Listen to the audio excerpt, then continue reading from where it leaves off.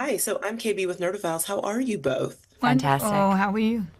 Doing well, doing well. What a beautiful body of work. I wanted to start with you, Angela. There's something about the pure innocence of kids that really allows us as adults to kind of hope, dream, and heal again.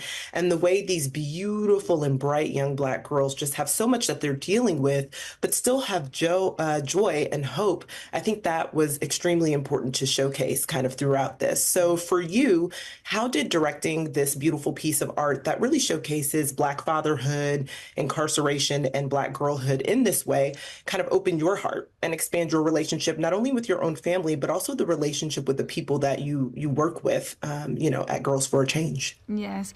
Well, I'm fortunate to be in a position to do this work every day.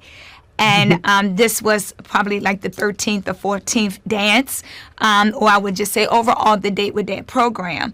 So I have been called to do this work. You know, when they tell you had a calling, it's hard to sometimes explain why I can show up this way. But I would say I'm a servant to these girls and their fathers.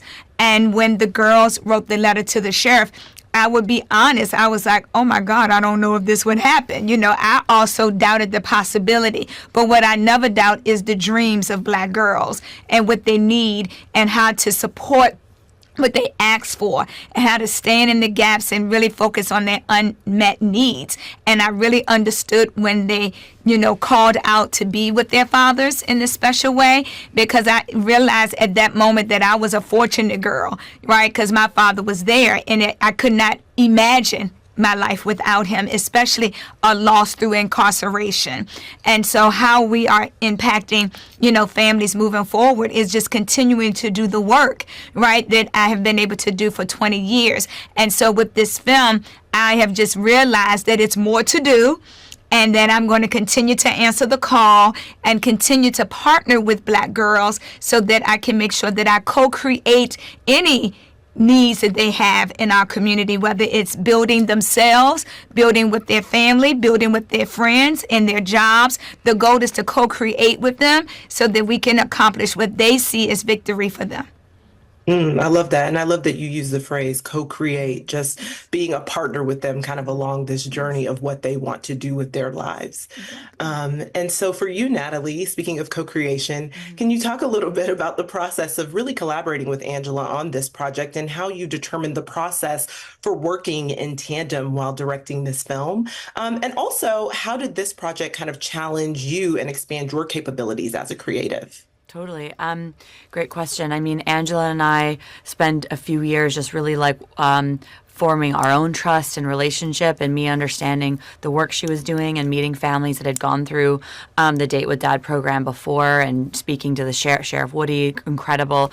So it's really just spending the time, but also us really understanding that we had really some very core beliefs about how we were approaching our own work, that we could probably bring them together and work on this film, which was we believed in the power of young people to change the world. We believe and see the wisdom of these girls. We knew we wanted it to be from their perspective.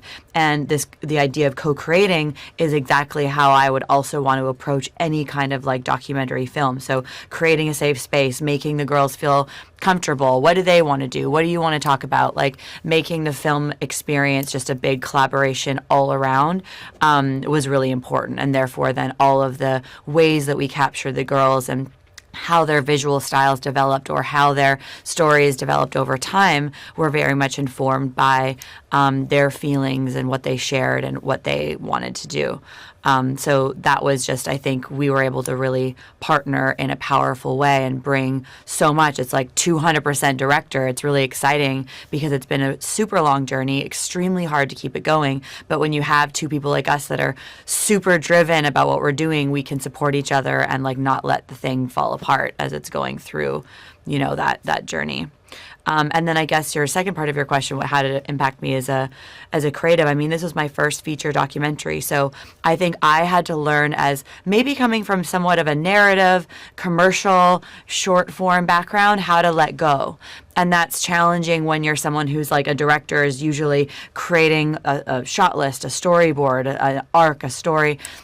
and documentary process, you just really have to like let this kind of grow into its own child and keeps taking steps farther and farther back. And now I feel like our kid is like walking on its own 2 feet, and that's beautiful. And we raised it, and the more you learn to let go, it's hard, but it's I think that's just the maturity of like the documentary filmmaking process.